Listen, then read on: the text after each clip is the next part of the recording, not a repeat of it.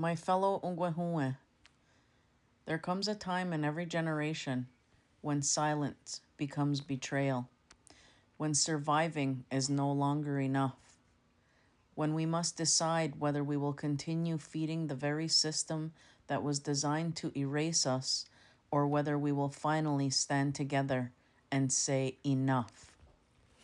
For too long, we have been forced to live inside structures that were never built for us, never intended to protect us, and never meant to allow us to truly thrive as nations. We have been pushed into systems that separate our children from their families, disconnect us from our lands, divide us politically, weaken us spiritually, and then call our suffering dysfunction. But what they call dysfunction is often the result of generations of imposed trauma, displacement, poverty, institutional violence, and policies that were designed to dismantle our ways of life. And now we must ask ourselves the hardest question of all.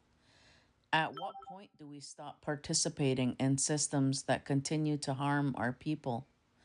Because if we continue upholding structures that are destroying our families, silencing our women, criminalizing our men, disconnecting our youth, and turning our communities into places of survival instead of places of life, then we are no longer simply victims of the system. We become maintainers of it. That truth is painful, but it must be spoken. Colonial governments did not create these systems alone anymore. Today, many of these systems continue because we have been conditioned to believe we have no other choice. We have been taught to normalize crisis, to normalize addiction, to normalize lateral violence, to normalize corruption, to normalize the removal of our children, to normalize fear, to normalize dependence. That is not sovereignty.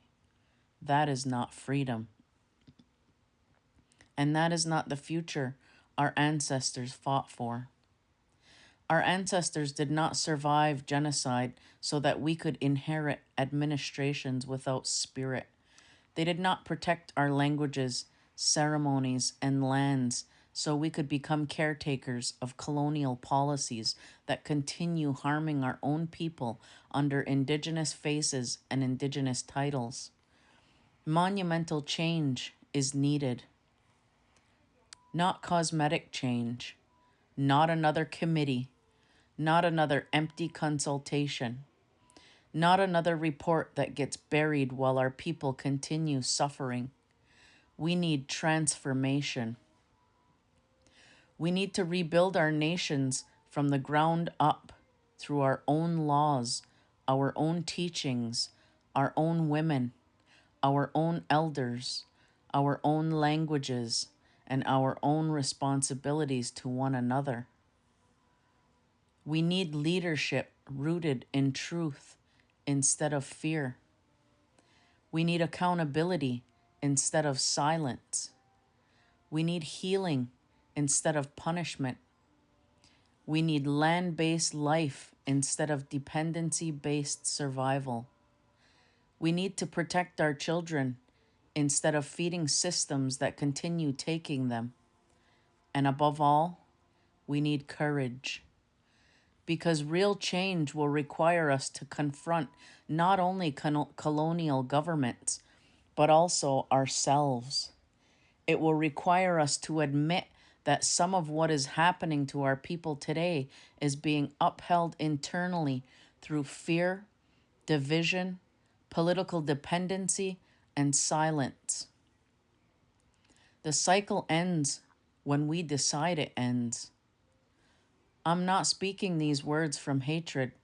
I speak them from grief, from love for our people, from the pain of watching our families suffer while governments speak reconciliation and continue the same patterns under new language. Reconciliation without structural change is public relations. Recognition without autonomy is control.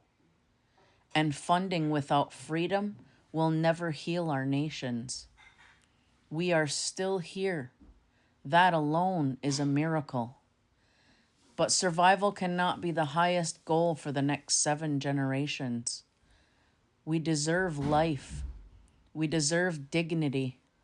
We deserve communities where our children feel safe, where our women are protected, where our men are healed, where our elders are honored, and where our people are no longer forced to choose between identity and survival. My fellow Ungwehue, the time has come to stop asking permission to exist as nations. The time has come to remember who we are. And once we remember who we are, truly and fully, no government on earth will be able to continue defining our future for us.